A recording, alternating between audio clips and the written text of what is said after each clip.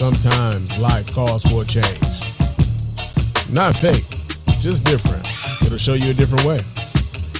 And right now, I'm on to my different way. I can promise you this is the same Spann, but the reporting is over. I'd like to welcome you to the Mr. Spann official podcast. Let's go.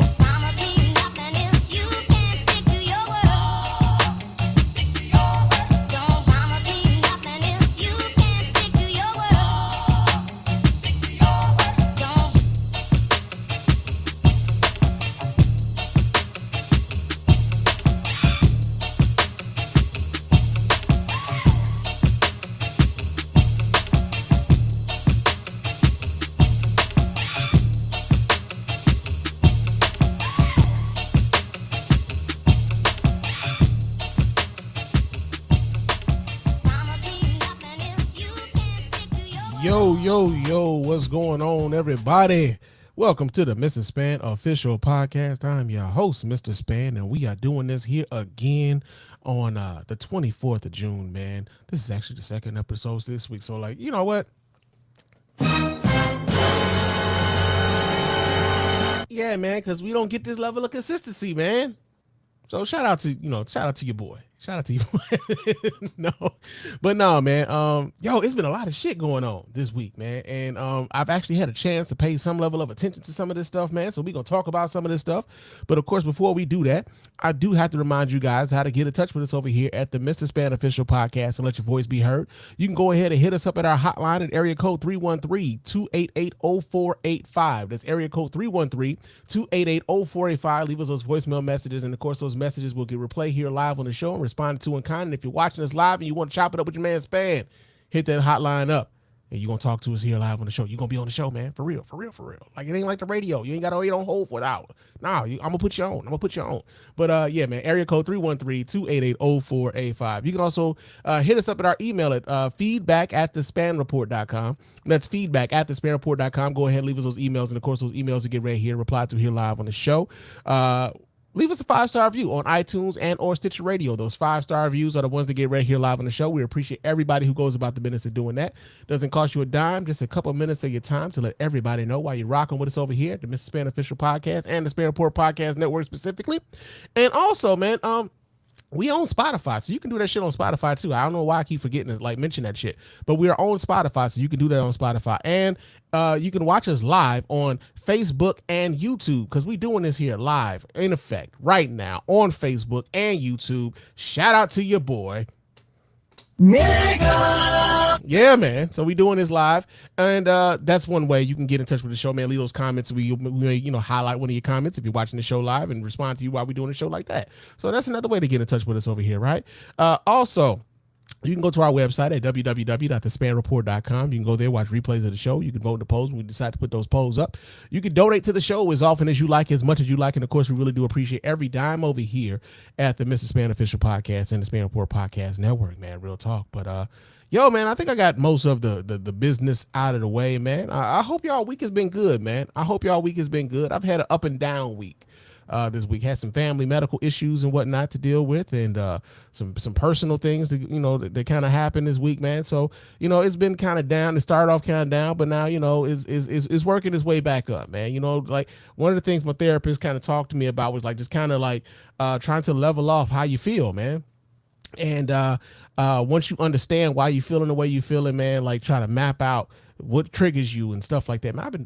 I really do appreciate this therapy thing, man, real talk, because it's put me in a much better place to deal with shit than I ever have been. So like I would implore any dude who's like anybody, man, real talk. Like I know, like back in the day, man, we used to just talk about, man, just pray on it. The Lord ain't gonna put nothing on you that you ain't gonna be able to bear. Now, I mean that's cool and all, but I got some auxiliary tools too. And like my therapist is my auxiliary tool, and I definitely use that motherfucker. And I definitely try to take heed to some of the lessons and stuff like that I'm learning in therapy. So like, yeah, it kind of keeps me from being too down, right? Right. So yeah, man. But like I said, we got some stuff to talk about, man. There's been a thousand different things going on, but breaking fucking news though, because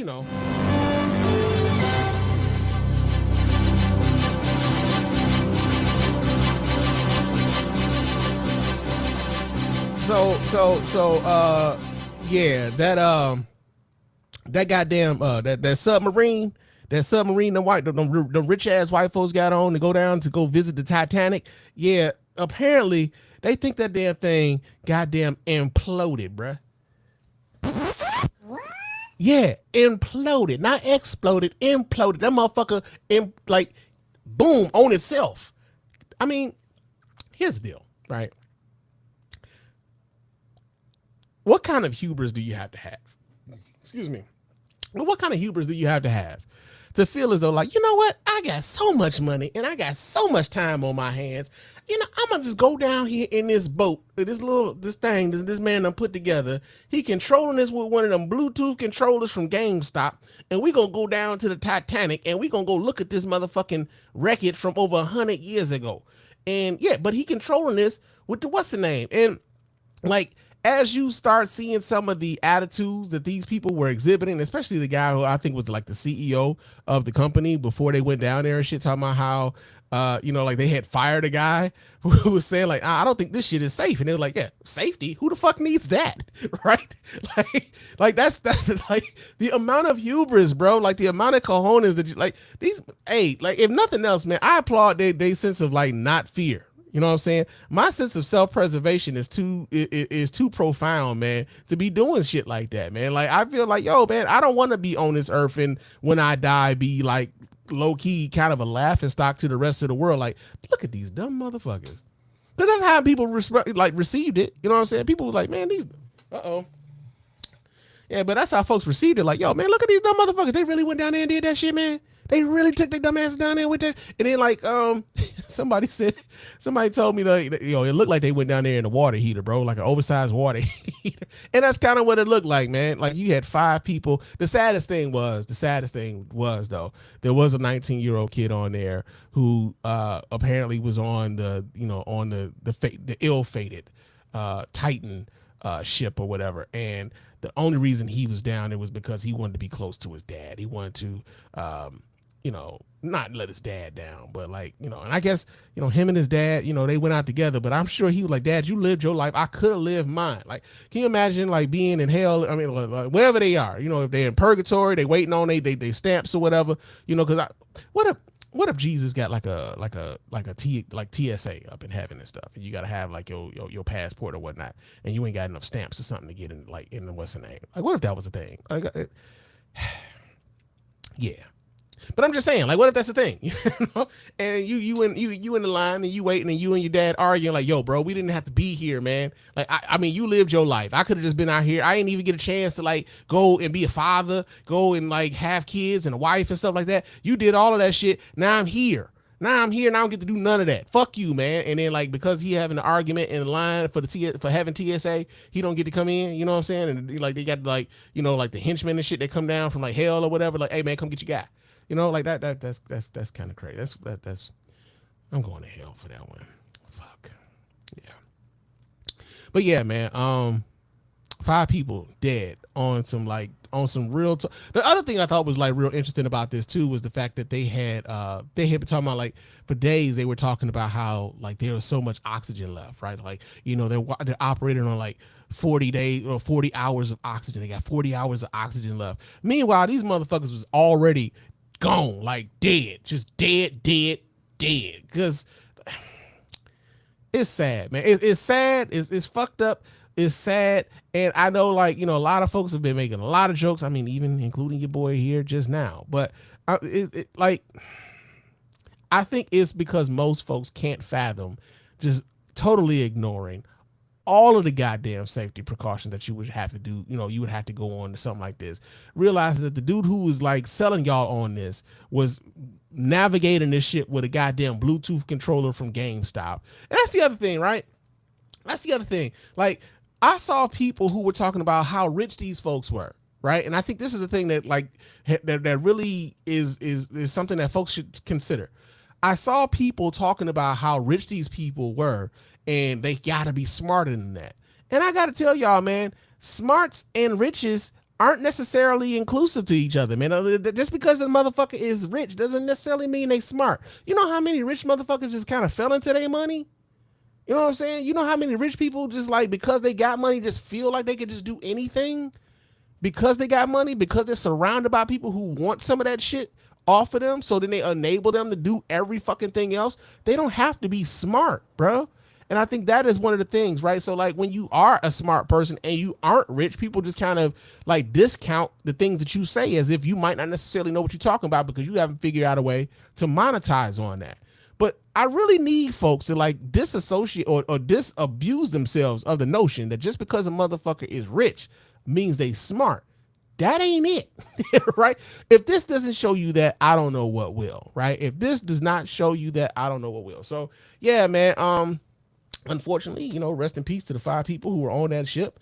I don't know who. I know there's folks who saying that they would sue the company and stuff like that. But like, man, I don't know, man. Like these people willingly, they went on this shit, man. And when that motherfucker broke out the controller, I'd just be like, all right, bro, we out. I ain't getting on that. Like real talk, we out. I mean, we not doing this. You know what I'm saying? Bro, it wasn't even like a PS5 controller. It wasn't even like a Xbox Elite controller. Like, at least you pay a little bit more bread for those. It wasn't even one of those, bro. It was a straight up $20 ass Bluetooth controller, man. And he going to the depths of the ocean with that shit. Crazy. But that shit happened this week, right? Now another story where we at. That happened this week, man. So for those of you who's following sports, you may be familiar with some things that have been going on in the world of the NBA. And well, there's a young lady by the name of Moriah Mills, and she was she's allegedly an ingenue, if you will, of Zion Williamson, who's a often unavailable player for the New Orleans Pelicans, right? Well, she's been like she's been all over fucking social media after he had a baby announcement. I think we talked about this a couple weeks ago. He had a baby announcement with him and his new girlfriend, and like he's happy to be a father. They did the gender reveal and everything. And Moriah Mills was on Twitter on the warpath, bro, for like a week straight. Like she was just airing all his shit out to the point where like eventually she started threatening revenge porn. And you know what? When you get to revenge porn, that shit is against the law, right? And eventually got to a point where even it was too much for Elon Musk. And what he eventually just did was delete all that shit. Delete all that shit. That's playing with you, piggy. He deleted all her shit because he straight up, well, he got rid of her goddamn account, man. He got rid of her account. Yeah, so he got rid of her account. She suspended off of Twitter, and somehow, some way, even though she's not allowed to post on Twitter no more, I'll be damned if Moriah Mills wasn't trending on Twitter again. Because now Moriah Mills has went on ahead and gotten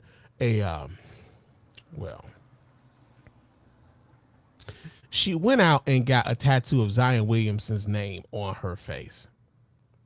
Makes me sick, motherfucker, how far we done fell. Yeah, so let me pull this video up so you guys can watch right along with your boy Spann, because there's video of this shit. So let me go ahead and get this for y'all. And I'm gonna add this to the screen here. Let's do that there. And let's see what she got going on here, y'all. So I know it's real. Tap my fucking name on you, so I know it's real. I know it hurts, but I ain't trying to hear it, cause when I'm not tap my name on you, girl, so I know it's real. Tap my fucking name on you, so I know it's real. I know it hurts, but I ain't trying to hear it, cause when I'm not. All right, so yeah, they doing that's a YouTube short, but like mostly just Dum did it. Yeah, man. So she went and she got Zion's name tattooed on her face. So which leads to the question, right? Like Moriah Mills had a career as a porn actress, right? She was in the adult film industry and everything. She if you're looking at her, you can tell she's had quite a bit of plastic surgery done and everything else. But one of the things that folks were really talking about was, whether or not Zion Williamson might have put that badang on her. like it must have been epic for a former porn star to be so torn over the fact that you know, he's moved on, right? Like like if he can get her to act like this, and like, but you know what was funny though is that well, not even necessarily funny. What was interesting was like when I had Cook on a couple weeks ago, man, and we were talking about like her the interviews that she was doing. There was like that interview that she did on, well, like, you know, she stood up on Wendy Williams and she talked about how she didn't have any girlfriends because the women around her were jealous of her, and you know, Wendy kind of pointed out the obvious, like, well, yeah, you done did a lot of shit to your body and you draw a lot of attention. And so, yeah, that could be an issue. But, you know, be true to yourself and that sort of thing. But then she went on another British television show when she talked about how the women in her life don't trust her around their boyfriends and husbands. Excuse me. Because their boyfriends and husbands were like, you know, when she would come around, they would look, because obviously this woman is looking for some level of attention. And this is where I bring that back, because like, even though it's negative attention, even though it's, you know, is not the right, you know, you would think it would not be the right kind of attention that someone would want. We're living in an age where attention is currency. And so despite the fact that she is banned from Twitter, that her Twitter account has been shut down, she somehow still found a way to get this attention by going to get this tattoo of Zion Williamson on her face. And so we're talking about Moriah Mills again. And I really feel like, as much as I don't want to talk about Moriah Mills, I feel like we should treat her name like Candyman, yo. Like, real talk. I feel like we should treat her name like Candyman. Like, you don't say the name. She who shall not be named is what we should go on calling her from here on out, because it's the attention that gets her going, right? And we're watching somebody go through, you know, what seemingly could be like, she's on Kanye level, like, you know, irrationality right now, right?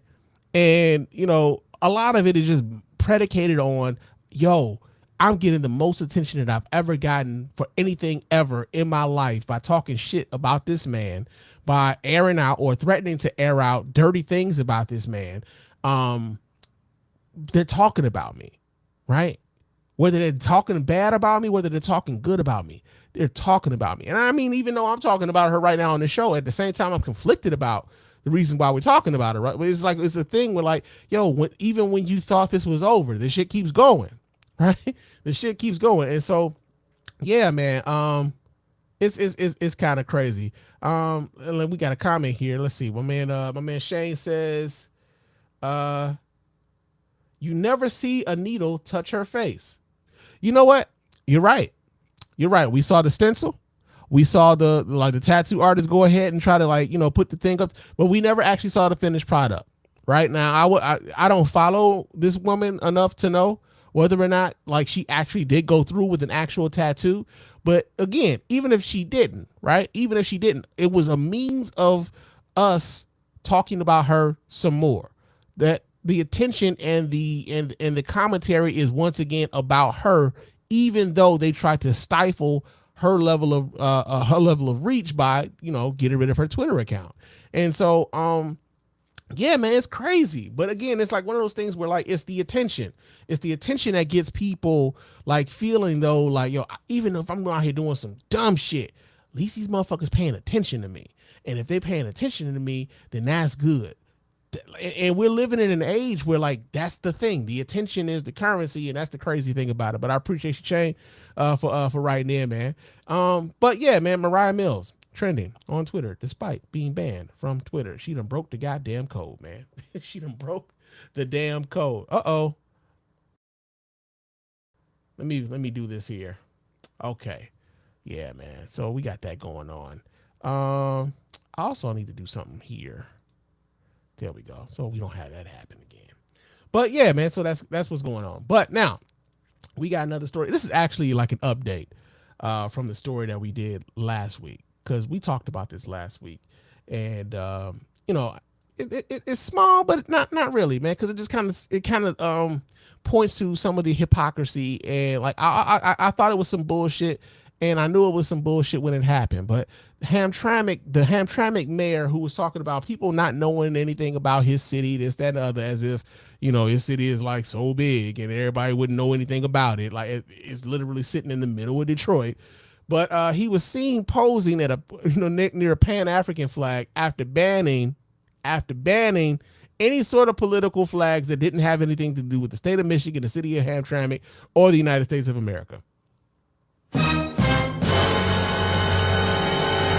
All right, so we get the story here. This comes out of the Detroit Free Press. It says that days after helping ban gay pride and other flags from Hamtramck property in a move he says aims to keep the city neutral, Mayor Umar Galib is accused of selective enforcement for allowing a black pride flag to fly at a city park. Photos of Galib were posted on his Facebook page Sunday, standing near a red, black, and green Pan-African flag at a Juneteenth celebration in Hamtramck's Veteran Park. The flag ban passed last week by unanimous city council, and with Galib's support, prevents any religious, ethnic, racial, political, sexual orientation group flags from being flown on the city's public properties.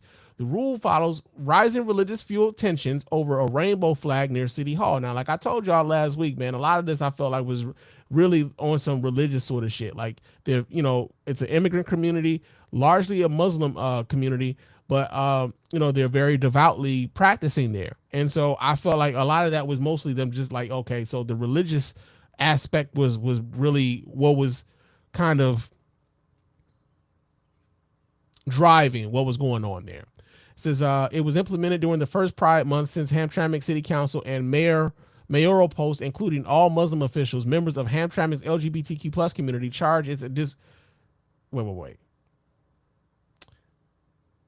It was implemented during the first Pride Month since the Hamtramck City Council and mayoral post included all Muslim officials. Members of Hamtramck's LGBTQ plus community charges discriminatory, pointing to Galib's flexibility for another group's flag as further evidence. The flag ban is already being selectively enforced, said Atlas Songbird of the Hamtramck Queer Alliance. We really hope the mayor and city in general can begin giving the LGBTQ community the same respect they do for all the other diverse communities that are here in Hamtramck. Now, the interesting thing about this, right? So a lot of the criticisms that I get when I talk about, the LGBTQ community in support of, their fight for equal rights and everything else. I oftentimes, I tell people that, like, there are black people within that community. This isn't the thing that, like, where we, black folks aren't a part and also dealing with some of the same issues that they are, some of your white or Latino or whatever else people who are part of the LGBTQ plus community. The black folks who are dealing with that same shit too. And oftentimes what tends to happen is, what they'll try to do is, I think with a lot of us, we'll tend to look at the LGBTQ plus community, and we're only thinking about white folks. And so when folks are talking about them getting all these rights, right, the LGBTQ community getting all these rights, when really they're just like, shit that you've already taken for granted more often than not. Like, these are things that, like, the right to get married. Like, you already had the right to get married. Nobody was questioning whether or not you should get married. So they want to get married, and now it's a problem for them to do that. Whether or not they should be able to express themselves in public the same way that you do, right? Like, PDAs have always been a thing, but when gay people do PDAs, or when anybody in that community has a PDA, suddenly everybody's turning their nose up because that ain't natural, or whatever the fuck it is that you tell yourself when you see that, right? So, when the Hamtramck mayor, and I said this last week, when that Hamtramck mayor said they were trying to be, like, they wanted to be neutral, they didn't want anybody to have anything. It's like, all right, it sounds good, but y'all chose a curious time, and y'all chose a curious time to implement said policy. And here we are, not even a week later, and the mayor is like by the Pan-African flag on the city property that y'all said wouldn't even allowed to be flown there, right? And so I think it kind of plays into the idea that black folks aren't with this LGBTQ stuff either, right? Despite the fact that there are black folks who are also a part of the LGBTQ community. And I think it plays into that sort of cynicism and bigotry.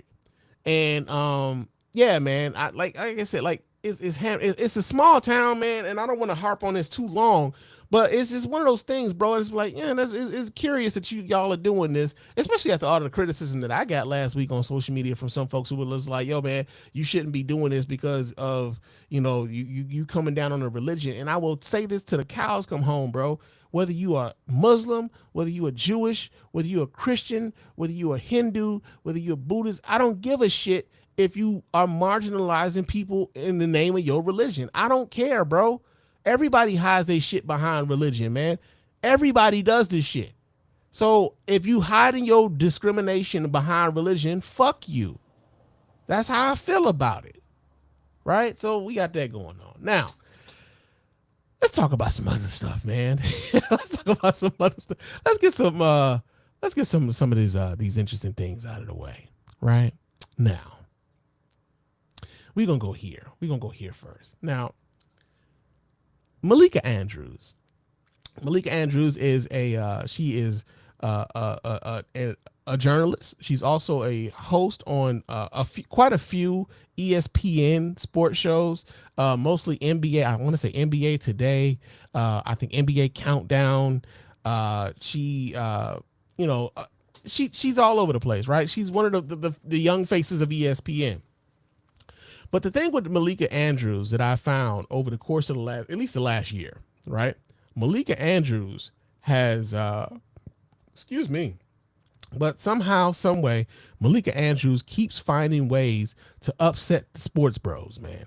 Like all the time. Like anytime I see Malika Andrews' name trending anywhere, I know it's because she done said something that'll upset the sports bros, right? And this new story that we got coming out about Malika has to do with the fact that the NBA draft was, if it was the last night or the night before, I don't even know. But the NBA draft just happened, right? And Malika Andrews had the unmitigated gall, the motherfucking temerity to mention that one of the prospects of the NBA draft, one of the guys who would possibly be drafted that night, had been involved in a goddamn murder.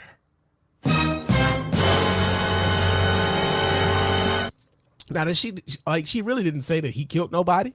She didn't say that, he was the gunman, he was the getaway driver, none of that shit. But she did mention that he had some involvement in a case that I want to say was a player from the University of Alabama, that he was involved in a case where somebody ended up dying. A young lady ended up being killed. And so what happened was sports bros all over Twitter, man, was at her motherfucking neck. They was at her neck. So I'm gonna pull this video up, man, because I want y'all to see this. Let me see. Let me take this one down. Let's exit that one, and let's pull up another one. So here we go. Let me do this here, and we gonna do this here.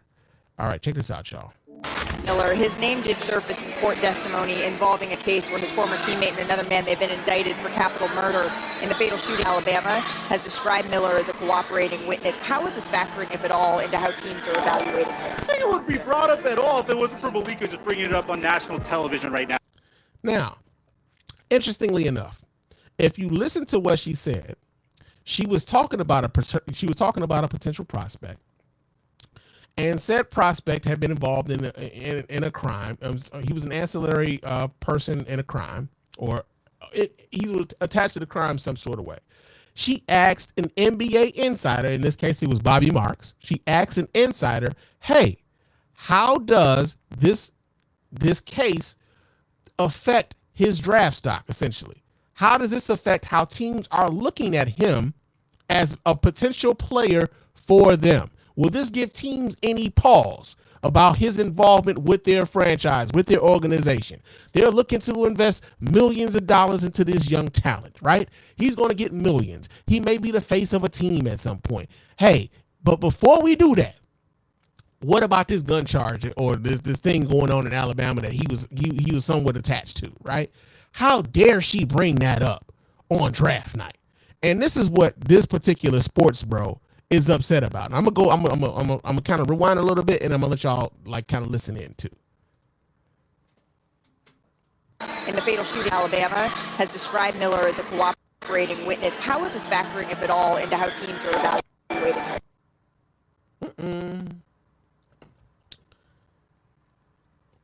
Well, okay, Comcast, go ahead and It tell. wouldn't be brought up at all if it wasn't for Malika just bringing it up on national television right now. We have a lot to get to in this video, so before we get to the content, we are splitting $1,000 between Yeah, fuck your ad, bro. that caught my attention. And in order to really understand what she did, we have to look at her history up until this point. Over the past year and a half alone, Malika Andrews has been kicking people down in what I would like to think is relatively inappropriate scenarios. For example, when Adrian Payne passed away, she did make a note of the fact that Adrian Payne passed away, but she figured while she was discussing the fact that this man has officially lost his life, she said this. Former Michigan State star Adrian Payne was shot and killed in Orlando, Florida, early Monday morning. He was waived by the Magic after he was named in a report by ESPN's Outside the Lines that he'd been involved in an alleged assault at Michigan State in 2010. No charges were filed in that case. Now,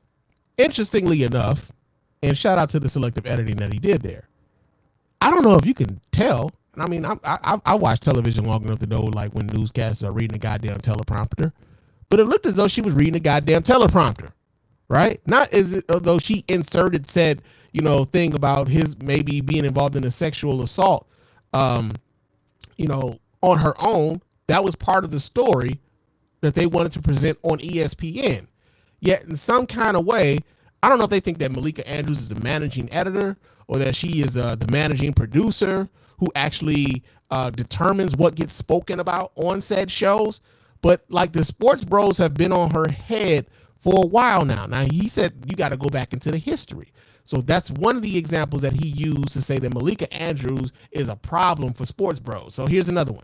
Almost a year ago, there was a huge controversy surrounding Ime Udoka and a supposed relationship that he had with another female on the Boston Celtics that resulted in his eventual dismissal. And this was a huge point of contention between Malika Andrews and multiple other analysts on ESPN. For example, she got into a huge argument with Stephen A. Smith. Now, this particular disagreement with Stephen A. Smith is what really put her in the crosshairs of a lot of sports bros. Right, this particular thing, because as I remember this, with the Ime Udoka situation, where they were talking about Ime Udoka was, he was involved with Nia Long, for a time. He was essentially he was messing around on Nia Long with apparently multiple people within the Boston Celtics organization. One of them had been, I think, the wife of one of the owners or one of the executives, one of the high up executives in the organization. But there was also allegations of sexual assault or sexual harassment that Ime Udoka was allegedly doing to this other woman, right?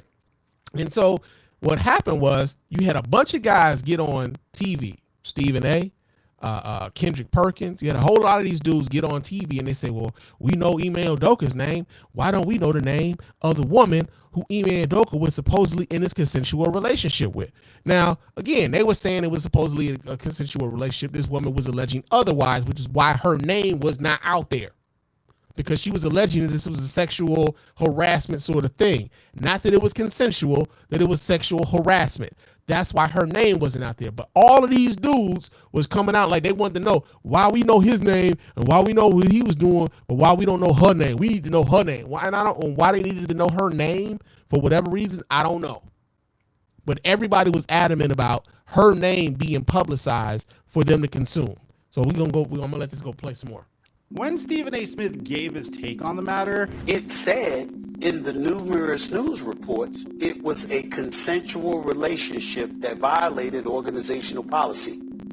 So only he is in violation of the company policy. The woman who elected to have a consensual relationship with him is not in violation. He gets to get mentioned and put on Front Street. We don't know who she is. It didn't take Malika Andrews very long to twist Stephen A. Smith's words around and say that this isn't about pointing the finger. Watch. Stephen A., with all due respect, this is not about pointing the finger. Because how dare she, right?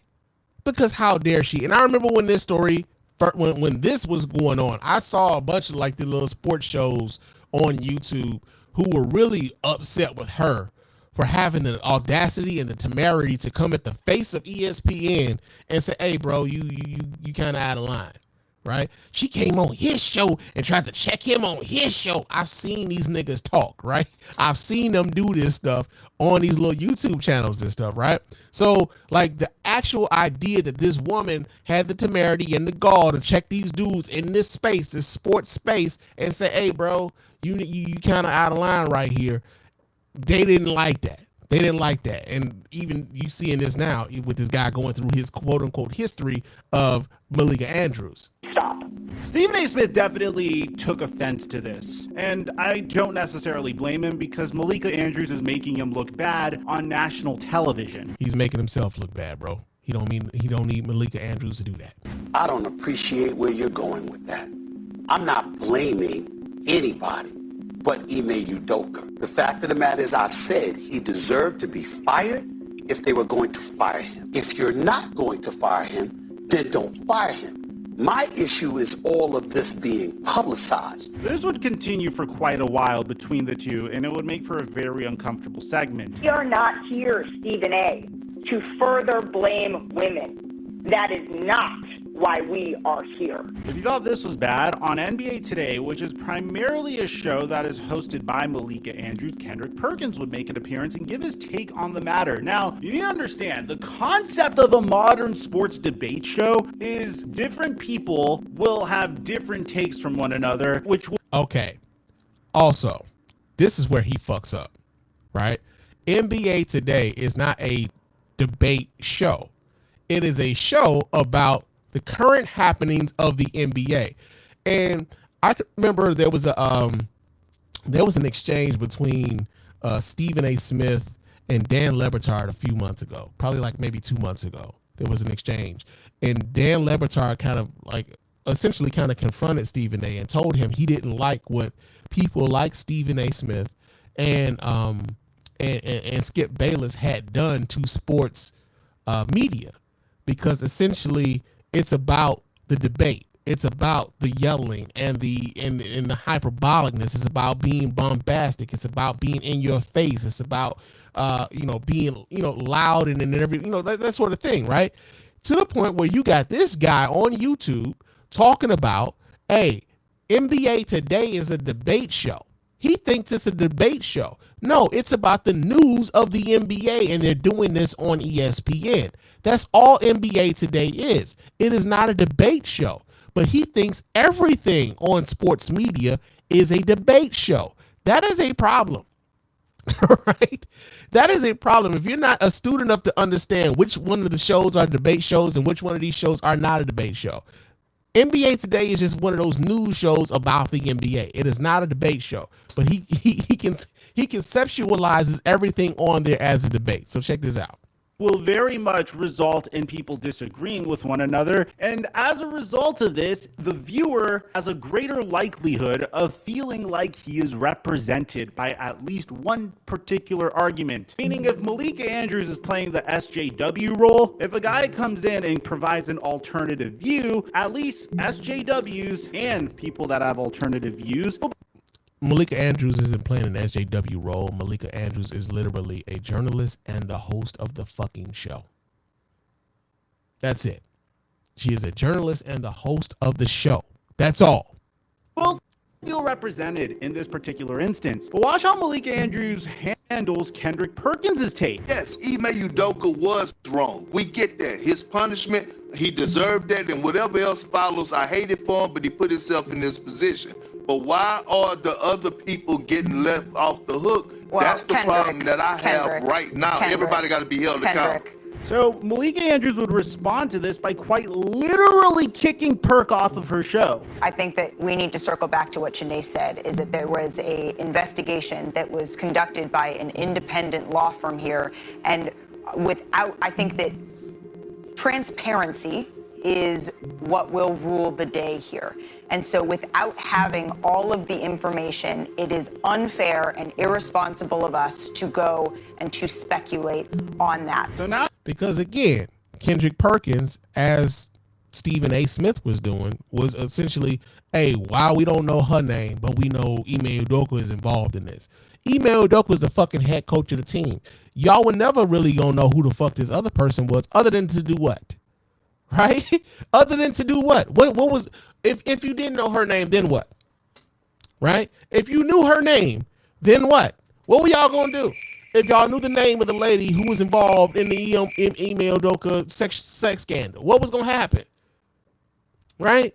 So you got that going on where, like, you had Kendrick Perkins, you had Ime Udoka, I'm sorry, not Ime Udoka, but Stephen A. Smith, getting into, you know, some tips with her, but ultimately it's about the fact that this woman is existing in this space, and honestly kind of calling for a little bit of accountability in this space. And unfortunately for some of the sports bros, the accountability ain't what they really trying to hear, man. Hey, bro, I just want my sports, man. Like, all this accountability, man. I don't really want to hear that shit, man. You hear it's odd, like, kind of like, you know, we're not even talking about politics. We're just talking about, like, these are the things that are happening within the sports, right? Like, yo, that's a personnel's issue. Here you have a journalist just pretty much just trying to keep everybody in line. Like, yo, man, like, all right, as a journalist, hey, we don't know what you talking about right now. We don't know if that's legit, man. We don't know if that's legit. So we go try to keep everything on the up and up. I know you probably think that's what it is. It's probably not that. But until we get some confirmation on that, we should probably ease up on that. Because as the host and the journalist on the show, I need to keep the show going. And I also need to make sure we ain't getting fucking sued. Right? So you got that going on. But there's a little bit more. You kind of see a trend here, bringing up unfortunate incidents in other human beings' pasts and kicking off people from her show / cutting them off if she completely disagrees with them. You need to sit down with people that you may share alternative views with and formulate a strong argument to try to disprove what they are saying. But that's not what that show is about. And that's why you don't necessarily get this guy here. What's his name? Mike something. You don't get that because you think, as a consumer of sport, you think that all of these shows are debate shows, which they are not. If every single sports debate show was, just stop, then you would get no viewership at all whatsoever. Could you imagine if every time I wanted to make a video for you guys, my argument would be like, come on, just stop. Or stop pointing the finger at the Boston Celtics for trading Marcus Smart to the Memphis Grizzlies. Or stop pointing the finger at the NBA for constantly saying that Victor Wembanyama is the greatest prospect since LeBron James. Yeah, so, but you know what? It's not just this guy, man. It's not just this guy. I saw this all over Twitter. Like, well, there's a story here. Let me see if I can pull it. I'm gonna pull this this video down because fuck this guy. But but yeah, I saw a story, man, on was it Awful Announcing or something? Yeah, awfulannouncing.com. And let me go to their original website. But essentially, they were talking about, like, viewers were viewers right to criticize Malika Andrews for bringing up Brandon Miller, who was the player who was being drafted that night.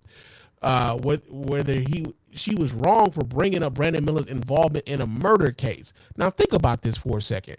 Not even think about this. Let's just be for real.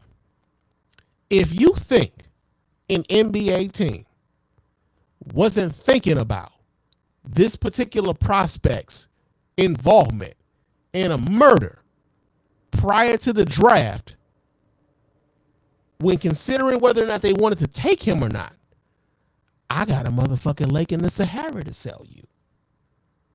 Because that is fucking relevant, man. It's relevant. So for her to bring it up was relevant. Like, hey, he got this going on. How are teams thinking about this leading up to the draft? And it makes me think back to, y'all remember when Kobe passed away, right? When Kobe passed away, I can remember that interview that Gayle King gave with that Gayle King had with Lisa Leslie. And when Gayle King brought up the Colorado incident with Kobe Bryant, there was a lot of dudes upset with Gayle King because she had the audacity and the temerity and the unmitigated gall to bring up that, like, yo, so, you know, Kobe did have this other thing going on. How do you think that would affect his legacy? Right. And it was a whole bunch of dudes, man. Not me.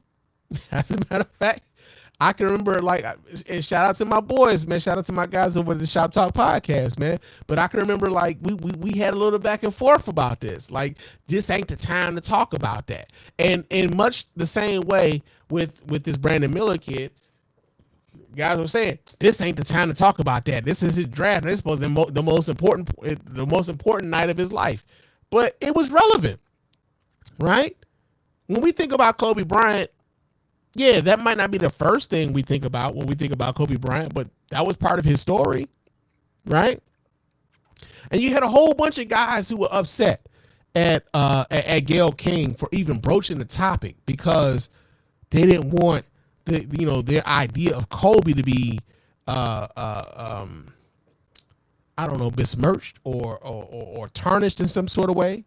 They didn't want that for Kobe, right? Because Kobe had just passed, man. And like, nah, it's too soon. You can't talk about that right now. This ain't the time to talk about it. When is there ever the time to talk about it, right? When is anybody ever really paying attention to these things unless we're talking about these things at important times, right? Never mind the fact that Kobe Bryant had apologized to that woman and people were, going out of their way to, like, insult that woman again after he passed away and stuff like that. Like, it was, and then you got the conspiracy minded motherfuckers, and y'all know how I feel about them people. But yo, you had that thing going on. So with Malika Andrews bringing this thing up with Brandon Miller, it kind of reminded me of that time when Gayle King brought up the fact that Kobe Bryant had been accused of rape in a Colorado hotel, and when Gayle King brought that up with Lisa Leslie, niggas lost their mind. Niggas was up fucking set. Right? So we get this, like I said, I got this out of Awful Announcing because it was kind of crazy because on Twitter is where even I was getting people talking about, I'm a simp now, right? Here's the thing. I'm a simp because I was like, yo, it sounds to me like she did her fucking job. It's amazing how when you say, like, yo, the sports bros out here overreacting because she did her job, and then the sports bros actually fucking show up to prove your fucking point, right? That happened. That happened. But let me see. Where's my tab here? Where's my tab? Okay, so we're at Awful Announcing. I'm going to read the story here. It said, we wondered leading up to Thursday night's NBA draft whether ESPN would address the elephant in the room, acknowledging the controversy surrounding Alabama forward Brandon Miller, whose role in a murder investigation dominated the news cycle for weeks on end. Cleared of wrongdoing, Miller was not charged with any crime. However, his proximity to teammate Darius Miles on the night Jamia Janae Harris was fatally shot. The alleged murder weapon, which belonged to Miles, was retrieved from Miller's car hours earlier, raised questions, casting a dark cloud over Alabama's March Madness run. Obviously, the Charlotte Hornets, who drafted Miller with the second overall pick, weren't concerned about it, though it felt like only a matter of time until someone on ESPN's panel brought it up. That someone turned out to be Malika Andrews, who mentioned the scandal in passing during Thursday night's broadcasting. Andrews would later become the subject of harsh online criticism, with many viewers feeling it was unnecessary to pick at that scab, rehashing a painful incident from Miller's past that by all accounts wasn't his fault. And then they got a bunch of tweets, of course. Malika Andrews is such a weirdo for bringing that up on Brandon Miller's special night. Not Malika Andrews bringing up the criminal case of two men who are not Brandon Miller. She's playing the game of name association, hoping that whenever people hear the names of the two men on trial, they'll associate Miller with them. This roach is evil and must be stopped. Right. How dare this woman do her damn job? Malika Andrews quite literally bringing up Brandon Miller's name in a murder case minutes before the NBA draft for no reason. It was a reason for the shit, nigga. There was a reason for it. Saw Malika Andrews trending tonight, and I already knew why. I didn't even have on ESPN when Brandon Miller got drafted, but I knew she would bring up off the court criminal case. So if you knew that, why are you niggas acting like that? Right? Why are you niggas acting like that? And it's one of those things, bro. Like, I'm wondering, like, what it is. Like, there's this thing. There's as much as as much as there's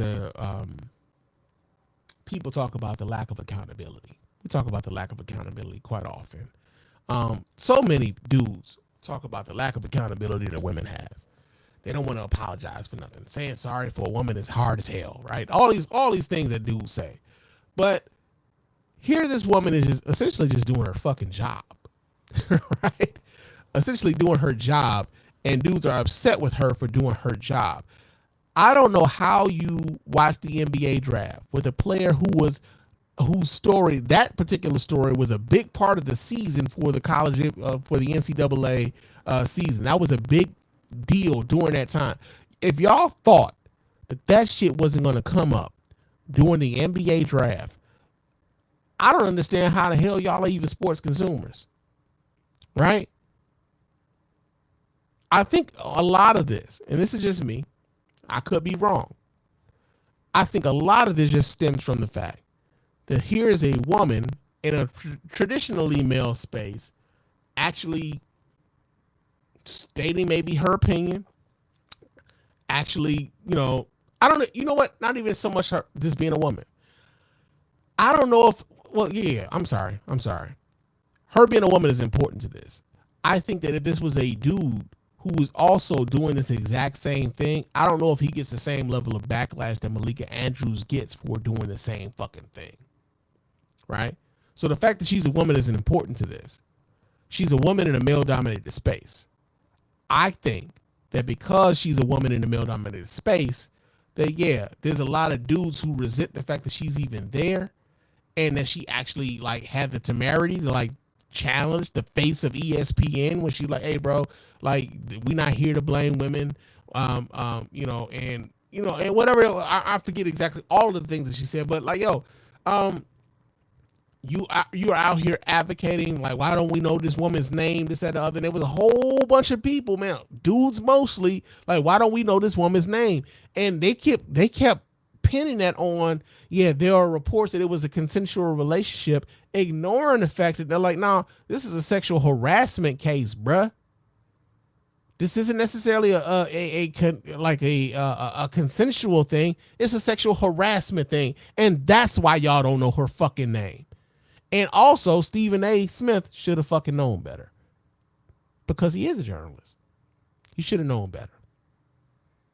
So you got that going on. But yeah, man, the sports bros is mad. And if Malika Andrews is trending on Twitter, 9 times out of 10, y'all know is because she just really just did her fucking job. They mad that she did her fucking job. Real talk. So you got that going on. We got some comment. We got a comment here. Tony Arrington is in the chat, man. Oh, fist bump, my nigga. Yeah.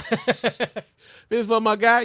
Shout out to my man Tony, man. Real talk. It's been a while, bro. I ain't seen you in a minute, man. I hope you're doing good, brother. Real talk. But yo, man, you got that going on. So now, our next story, though. Whoo. No. But our next story, though, is quite interesting, though, man. Real talk. So, yeah, man. Umar Johnson, man. I gotta say, I did not have this on my bingo card for the year 2023. If you'd have told me, I would have been like out here in the world, in public, talking good about Umar Johnson, I'd have probably just been like, because real talk, man, y'all know how I feel about Umar Johnson, man. Y'all know I feel like Umar Johnson just be on some bullshit, man. Y'all don't know 90%. I'm one of those people, bro. I'm like, man, yo, like Umar, like he's a part of the motherfucking Hotep Hall of Fame, baby. He's a part of the Hotep Hall of Fame. As a matter of fact, do I still have that? Here we go. In the black community, pseudo-consciously based offenses are considered especially heinous. In the Yonk right, the dedicated misogynists who perpetuate frauds are members of an elite squad known as a special Hotep unit. These are their stories.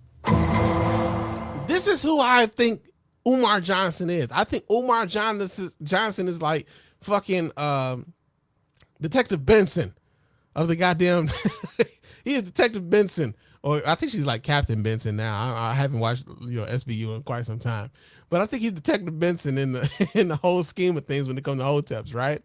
And so to see Umar Johnson trending for the things that he has been trending for the last few days, man, I gotta say, your man Spann is shocked, I say, right?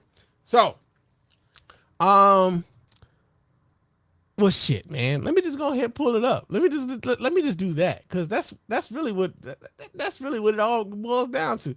Y'all need to see why Umar Johnson had people like your boy, like, well, I'll be goddamn, like straight up. Y'all gotta see it. So I'm gonna pull this up so y'all can see this right along with your boy. Here we go. So he was on. I'm sorry. Let me set this up. He was on a podcast called The Daily Wrap Up Crew, talking about a various number of different things, some of which was, your standard Umar Johnson fare. But then he said this sort of shit, and it like set the internet kind of on fire a little bit. So let me go ahead and play that. Brings and the value of what a man brings in a relationship, and now there's a lot more rhetoric from our women that we hear is, I'm strong, independent, I don't need no man, right? So, that's pain speaking, though. Right. Because most black women know they will never get a man. A black woman can have sex whenever she wants. Right. Because she's beautiful. She can have a bed mate, but to have a soul mate, she may never get. I have 2 daughters, 11 and 20, right? My oldest will be 21 this week. Statistically, right? There's a strong chance my daughter could be one of those. I hope she's not. She could be one of those who never get a husband, because only 1 out of 4 gets a husband. You see that? So when a black woman says, I don't need a man, that is a reaction to the reality that I may not get a man. So why not preach? Because I understood, you're obviously against interracial relations when it comes to black men with black women. With white women. With all women. You should only be with the black woman. And you will say, well, if you can't find a good woman in America, there's somewhere else. In Africa. Absolutely. So why not teach that same rhetoric to our women? Like, if you feel I tell sisters all the time, go to Africa. So I know sisters who marry. I just spoke with a sister. She invited me to the wedding. She just married a brother from the continent. So, but instead of saying they will never get married, I'll take sisters to Africa who married brothers they met in Africa. Right. So yeah, I think there's plenty. I think there's obviously plenty of black men, yes, black women. So and what I also tell black women, if married, you're going to go get you an African man from the continent, right, you're going to have to understand that the way in which you talk to black men in America will not be tolerated over there. Why the fuck is it tolerated? It's not tolerated here. That's what we're trying to tell them. Well, and this is when niggas started getting in their feelings. Over here, I want to say this to us, though. Because we try to act like the way sisters treat us doesn't have a history that we are not at least partly responsible for. Let's be honest. The black woman has had to hold down the black house by herself, although imperfectly. She's had to do it by herself since the mass incarceration of black males began in the 1970s. You understand me? Most of our children are raised by a single mother right now. And it has been that way for about 50 years. So when a sister says, I don't need a man, because she couldn't find one strong. Also, just for some context, yo. When you say a single mother, essentially what you mean is a woman who isn't married to the father of her children. It does not mean that the father of their children are not involved in the children's lives. It just simply means that the mother and the father have not went downtown and got the paperwork and the marriage license to put it on paper to like, yo, this is a union of us, right? This is a union of us, and we are together, and therefore everything that comes from that, everything that comes from the marriage is legally binding, right? There's a lot of people who haven't done that, but that does not mean that their fathers are not involved, right? I want to make sure that we highlight that. Just because the fathers and the mothers are not married does not mean that the father is not in. It doesn't even mean that the father ain't even living in the house. It just means that they are not married. That's it. Strong enough to hold her down. Or when you meet a woman and you say, sister, I'm strong enough to be your man. You ain't got to work, or you ain't got to pay the bills, or whatever. Pull back. I got you. And she can't do it because all the other men before you who disappointed her. So what I'm saying is, black men, we got to be patient with our women because we created that personality. We created that, and then we want to act like we didn't play a role. We have to be held accountable for their poor selection. No, you have to be held accountable. No, you have to be held accountable because they have a poor selection. See, what you're saying, you're selecting a poor mate. And what I'm saying is they don't have much to select one, so of course you're going to end up with a poor mate.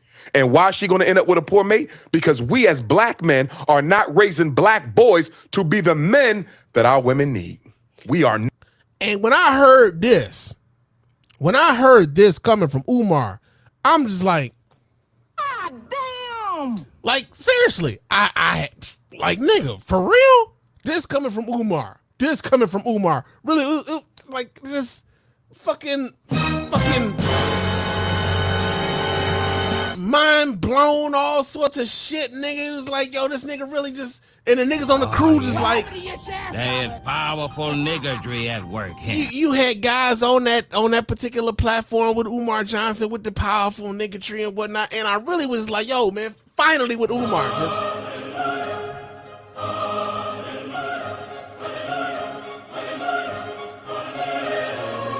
Like, finally with Umar, right? Because y'all know how, like, with Umar, right? Y'all know, be like, man. And I mean, I know, like, broken clocks twice a day, the whole nine. I get that. I understand that. But, like, yo, man, like, he's spitting right. This nigga's spitting right now. Like, I'll be damned. Not. They out there killing themselves right now. What we doing about it? Unemployed black males, what we doing about it? Pants sagging, weed smoking, what we doing about it? Black men are not raising black boys to be the men our community needs. That is 100% our fault. What I'm saying is she got a right to be angry with us. She got a right to be angry with us. We have not been on our job as black men. If the men are the providers, what have we been providing for our community? I'm not speaking you individually. Yes. Because you may be a damn good father. You may be a damn good father. You may be a damn good father, but guess what? What are we doing for the community? What are we doing for the children who don't have a father?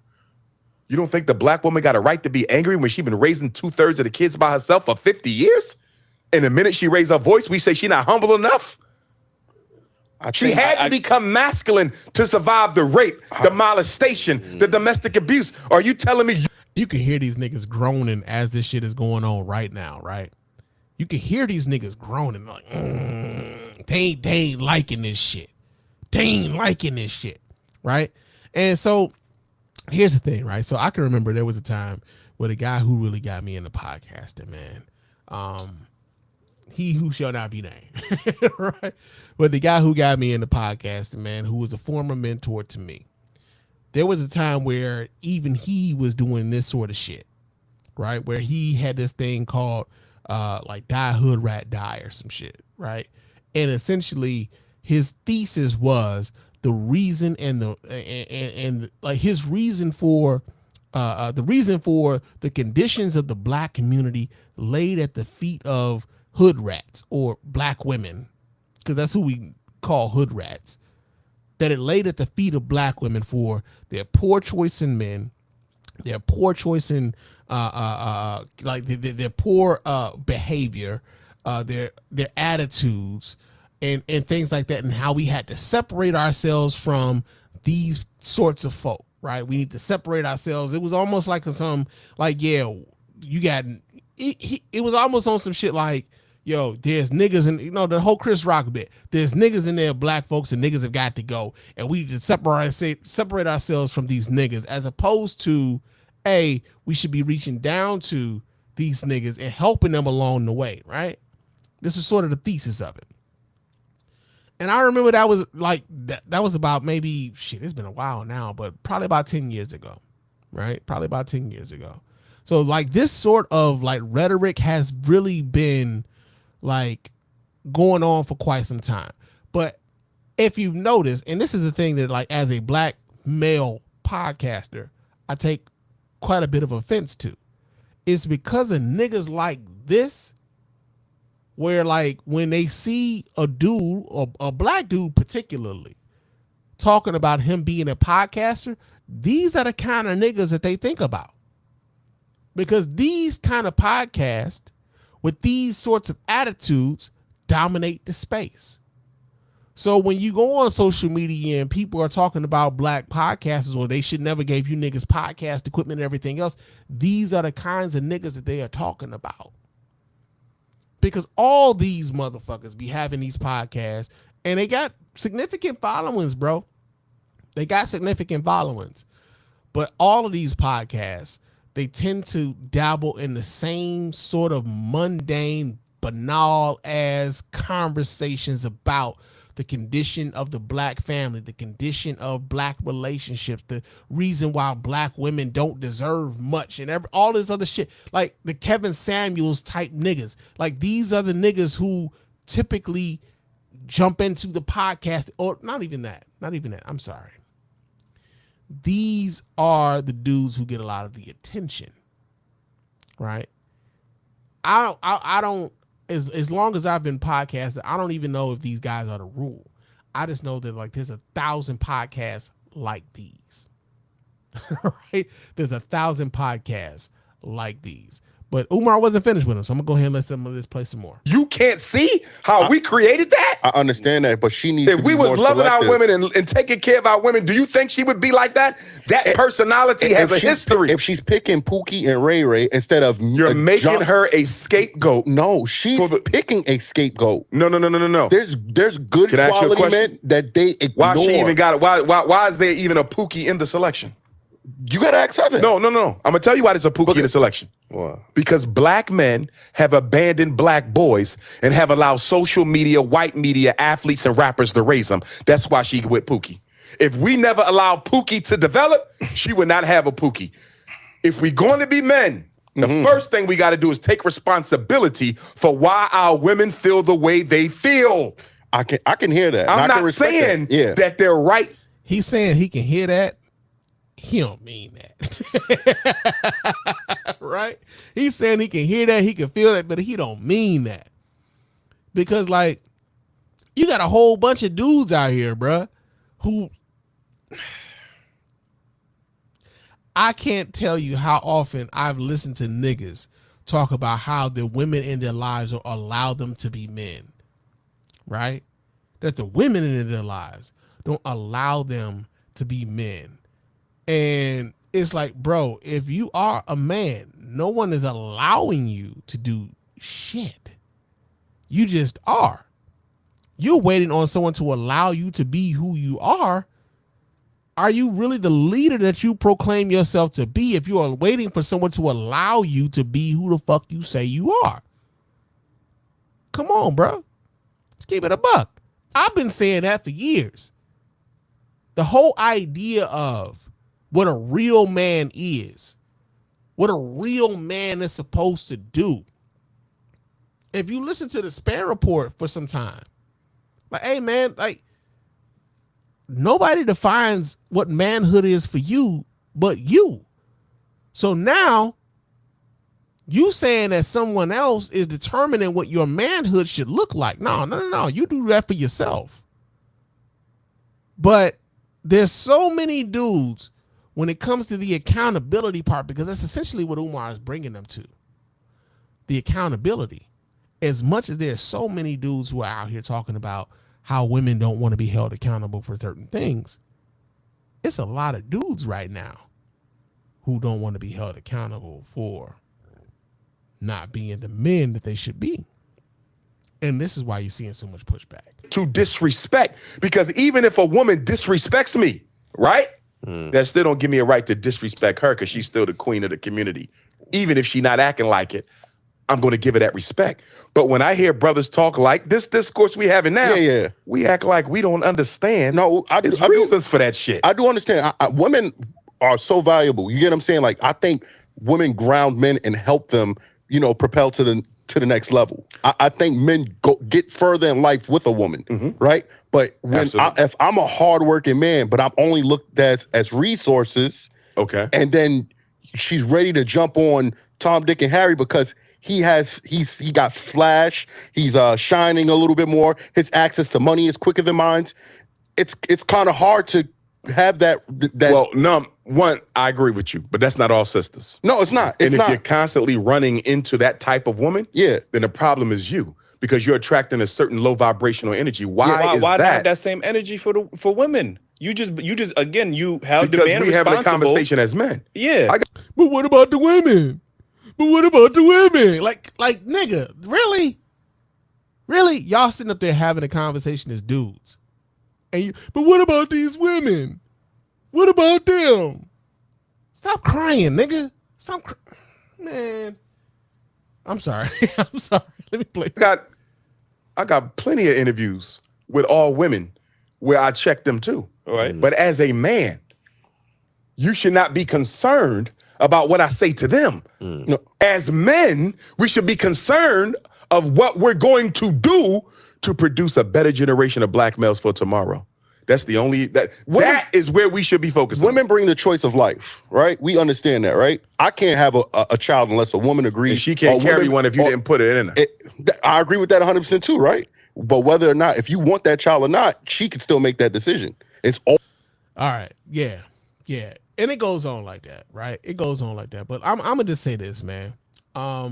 It was interesting to watch how for one, like I said, with Umar Johnson, a broken clock can be right twice a day. But also like to kind of watch how dudes was responding to Umar Johnson after this, because there was a sense of betrayal. These niggas felt betrayed that Umar Johnson had the temerity, the unmitigated gall, if you will, the unmitigated gall to actually challenge dudes on their ideas of what manhood means within the community. And whether or not they had any responsibility to the community outside of what they would do with their individual families, right? Because one of the first things niggas will always tell you is like, yo, I'm a good father. You know what I'm saying? I take care of my responsibilities. And you know, that's great, right? You're doing what you're supposed to do as a man, right? You're doing what you're supposed to do. However, if we're talking about the community at large, yeah, there were basketball coaches, there were football coaches, there were teachers, there were other people within the community who, even though he had no familiar connection to any of the young men and the young women within that community, he made sure that he made himself available to them. Like I'm old enough to remember that sort of shit. Even though like there were no doctors and no dentists and stuff like that within my community, there were still dudes who availed themselves to the rest of us, right? Who availed themselves to the rest of us. The kids who were growing up where their fathers weren't necessarily involved or weren't around or any in any capacity whatsoever, right? Those kids needed something, and you know, there's this sense that, you know, you don't have any responsibility to those. And I think that's something that's kind of changed over time, right? The other thing is this, is that the other thing is, damn it. I had it. It was right there. It was right there. No, but like, you know, there's this thing, man, where we talk about how like the neighborhood or our connections to the neighborhood they run deep, but we talk about our connections to the neighborhood in such superficial ways, man. Like, yeah, I go back and, you know, I see some of the homies, man, and they ain't necessarily doing good, man, but, you know, I make sure they see my face, you know, that sort of shit, man. Like, yeah, that's okay, but how are you really helping? Right? How are you really helping them? And, you know, like to kind of watch dudes like just go through this whole thing of like, yeah, I'm gonna bring it back because this is where I was going with it. As we watch some of this stuff here go on, what you can see is a bit of, and it's sort of like it's weird because it's like sort of like meme culture too, right? Sort of like meme culture, but there's this thing where dudes had their eye on the young lady, when they were young. And they really liked this young lady. Maybe this young lady gave them the time of day. Maybe she didn't. Maybe they expressed how they felt about this young lady back in the day. And she reciprocated that feeling, or she didn't. However, chances are she probably didn't. And so now these dudes feel as though they're in a much better place, but whether it be financially, whether it be socially or whatever else, they're feeling themselves a little bit more now, right? And these women that they used to covet are not necessarily in a position, or better yet, not even necessarily in a position. These women aren't being held up on the pedestal that they used to hold them up on. So years go by, and these dudes are now resentful of these women who like, oh shit, I see you got your shit together. How about we go out? And now these dudes are resentful because they're like, yo, when I ain't had shit, bitch, you wasn't trying to fuck with a nigga. You know what I'm saying? Like, now I'm hot, you all on me. You know, there's a lot of that energy there, right? There's a lot of that energy there. And that's what it sounds like is really coming through, is that like, I got to pay for this bitch making bad decisions. You know what I'm saying? Them ain't my kids. You know what I'm saying? Why I gotta deal with this bitch when she done did all this other, that's the energy that they're giving off. And because they're giving off that energy, it's like they feel betrayed by Umar for saying like, hey, even she can use a brother like you, even if it's in a non-romantic way. You can still be a benefit to a sister like that. You can still be a benefit to the community by being a benefit to a sister like that who has kids, who had babies by a dude that you thought was unscrupulous, who you thought was like not as desirable as you think of yourself to be, right? So it's like there's a lot of that in it, and like honestly, let's keep it a buck. A lot of the energy in a lot of these types of podcasts, a lot of that sort of energy is what they give off. It's like, yo, man, like these bitches wasn't really on me when I was a teenager, man, when I was really trying to be on them. Now I'm hot and like they ain't hot no more. Now the tables are turned and all this other shit. These niggas are out for revenge on these women, bruh. That's what it is. They are out for revenge on these women. And then they got to hit a shit from Umar, right? Who like Umar, who they thought was one of them. This is the thing. They thought that Umar was one of them, which is why they got so uncomfortable, which is why they were so like, they was like, they sit in their seats, bro, like, they grunting and shit because they're like, man, fuck this nigga, man. Like, how dare this nigga? Right? And we saw it on social media, man. Like, you saw people on Twitter talking about how Umar was only doing this and he was saying this sort of shit because the single mothers are the ones that send kids to his school and he got to get the funding for his school, this, that, and the other, man. It's like, if that's how you feel, then I mean, shit, you might even be right.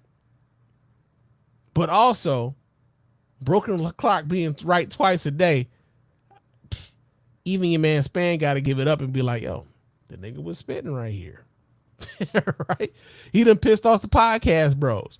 Malika Andrews done pissed off the sports bros. Umar Johnson has pissed off the podcast bros. And that happened over the course of 5 days, right? We witnessed all the bros being pissed off in 5 days, man. It's crazy. It's crazy, man. Real talk. But yo, man, I'm gonna get on that. I ran my mouth for quite a bit. I didn't think I would be on this long tonight. But yo, before I get on and out of here, let me tell you guys how to get in touch with me here at the Spann Report. No, damn. Mrs. Spann Official. We are no longer the Spann Report. Spann Report Podcast Network, but this is Mrs. Spann Official. But let me tell you guys how to get in touch with me here at the Mrs. Spann Official Podcast and let your voice be heard. Go ahead and hit up that hotline at area code 313-288-0485. That's area code 313-288-0485. Leave those voicemail messages. Of course, those messages will get played here live on the show and responded to in kind.